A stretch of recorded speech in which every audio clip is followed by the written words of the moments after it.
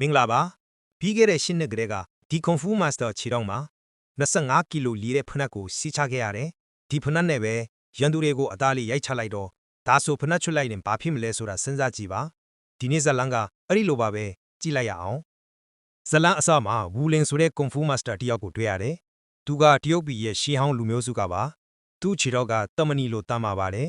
်ဘဝမှာပထမဆုံးမြို့ကြီးတဲ့ရောက်လာတာဖြစ်ပြီးရုတ်တရက်ဂန်စတာတွေပြေးလာပြီးရေခဲမှုစားနေတဲ့ကလေးတယောက်နဲ့တိုင်မိကြတယ်။ဝူလင်ကကလေးကိုကူညီဖို့ဂန်စတာတွေနှုတ်လိုက်သွားပါတယ်။တကယ်တော့အဲ့ဒီဂန်စတာတွေကဂျေရှန်ဆိုတဲ့ချမ်းသာသူကိုလွတ်ကျန်ဖို့လာတာ။ဒါပေမဲ့ဝူလင်ကကလေးရဲ့ရေခဲမှုအထွတ်ပတ်စံပြန်ယူဖို့တားလိုက်တယ်။ဂန်စတာတွေဝူလင်ကိုတိုက်ခိုက်တော့သူကတယောက်တည်းရင်ဆိုင်ပြီးအကုန်လုံးကိုအနိုင်ယူလိုက်ပါတယ်။နောက်ဆုံးဝူလင်အနိုင်ရပြီးဂျေရှန်ရဲ့အသက်လည်းကယ်တင်မိသွားတယ်။ဂျေရှန်ကပတ်စံပေးခြင်းပေမဲ့ဝူလင်ကညှင်းလိုက်တယ်။ပြီးတော့ကလေးစီကန်သွားပြီးရေခဲမှုအစ်စ်ဝယ်ပေးလိုက်ပါတယ်။ရုတ်တရက်ကားတွေပတ်ပတ်လဲဝိုင်းလာကြပြီး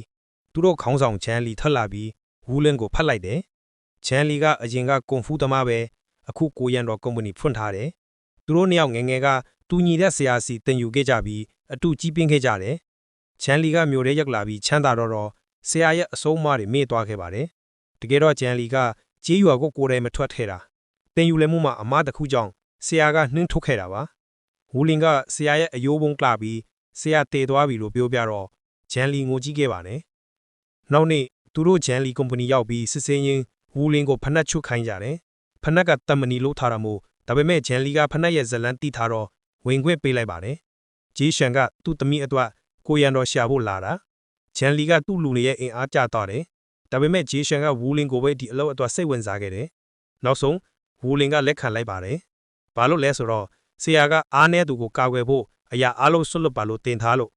့နောက်မနက်ဝူလင်ကဂျီရှာရဲ့သမီးဖေးဖေးနဲ့တွေ့တယ်သူနာမည်ကဖေးဖေးဖြစ်ပြီ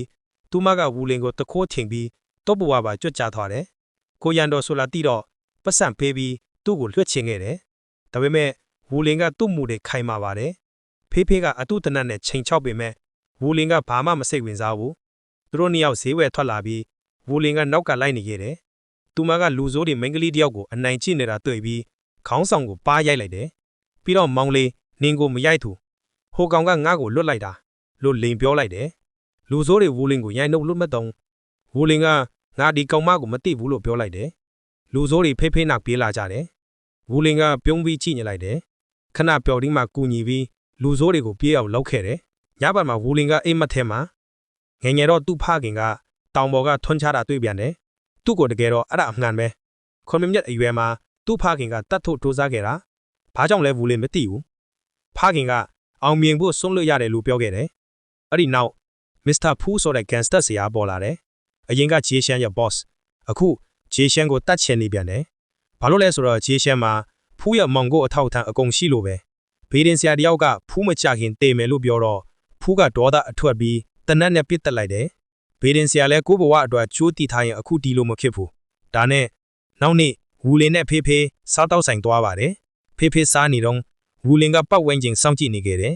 ဝန်တန်းတယောက်ကိုဖမ်းပြီးဘေးကိုပြစ်လိုက်တယ်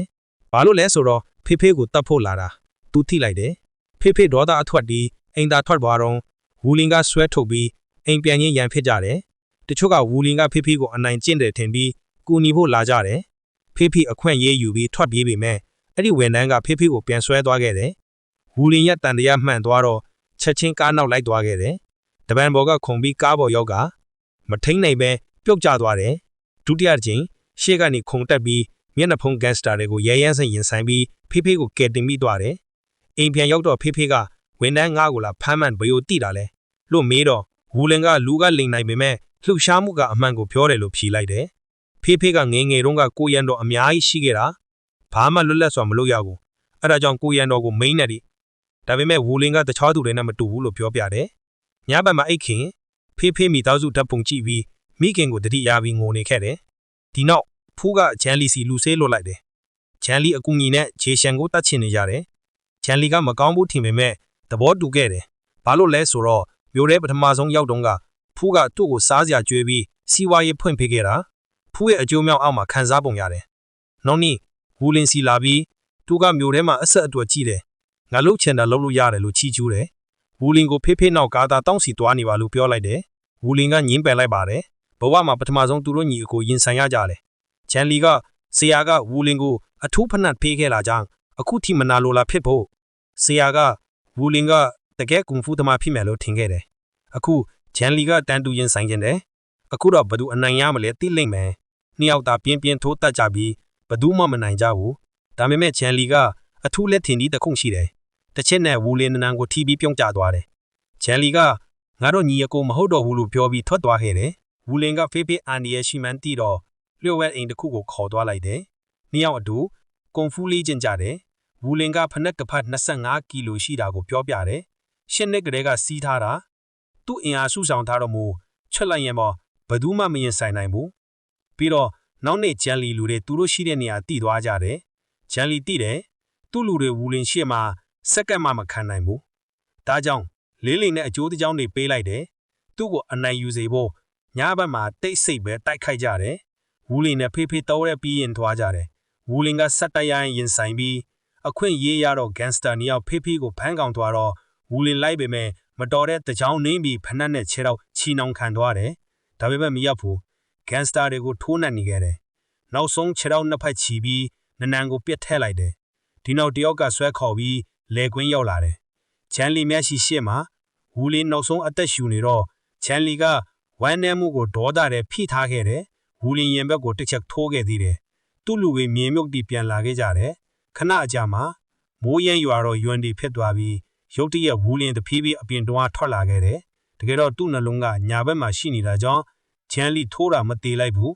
ဝူလင်အိမ်ပြန်ရောက်ပြီးရှင်းနှစ်မှာပထမဆုံးတန်ဖနတ်ချွတ်လိုက်ပါတယ်အခုပြည်စုံတဲ့သူတဲခန်းဖြစ်သွားပြီပုံစံပြောင်းပြီးဝစ်စုံဝတ်ပြီးချန်လီယုံရောက်လာခဲ့တယ်ဂန်စတာယာချီတိုက်ခိုက်ဖို့စံတဲ့ရှိနေတာဒါပေမဲ့50ကီလိုရော့သွားတော့ဝူလင်အညံ့မြန်တဲ့နေခြေထောက်နဲ့ပဲဂန်စတာအများကြီးကိုကန်ချလိုက်တယ်နောက်ဆုံးအနိုင်ရပြီးအခန်းတစ်ခုမှရောက်တော့ဖူးချန်လီဖေးဖေးဂျီရှန်အကုန်ရှိနေတယ်ဖူးကတေးမှမခိုင်မြလားလို့မေးတယ်ဝူလင်ကအောင်မြင်ဖို့ဆွတ်လို့ရတယ်လို့ပြန်ပြောတယ်ဒါကိုကြားတော့ဖူးကလန့်သွားတယ်ဘာလို့လဲဆိုတော့ငငယ်တုန်းကသူ့သားကိုတတ်ခင်ဒီစကားပဲပြောခဲ့တာနှစ်ပေါင်းများစွာကဖူးနဲ့ဂျေရှန်အတူအလုံးလုပ်ခဲ့ကြတယ်ဖူးကဂျေရှန်ကိုလင့်ပြပြီးရဲလက်ထဲထဲတာဒါကြောင့်ဂျေရှန်ရဲ့မိနီပါတေသွားတယ်အဲ့ဒီနေ့ကနေဂျေရှန်ကဖူးနဲ့လက်စားချီနေခဲ့တယ်ဖူးကသားဝူလင်ကိုအရန်ချစ်ခဲ့တယ်ဒါပေမဲ့ဒီနေ့ဝူလင်ကရိုက်ပိုက်တိုက်တော့ကိုမျက်လုံးစိုက်ကြည့်ုံနဲ့ပြီးအောင်လုပ်ခဲ့တယ်ဘေဒင်ဆီယာတယောက်က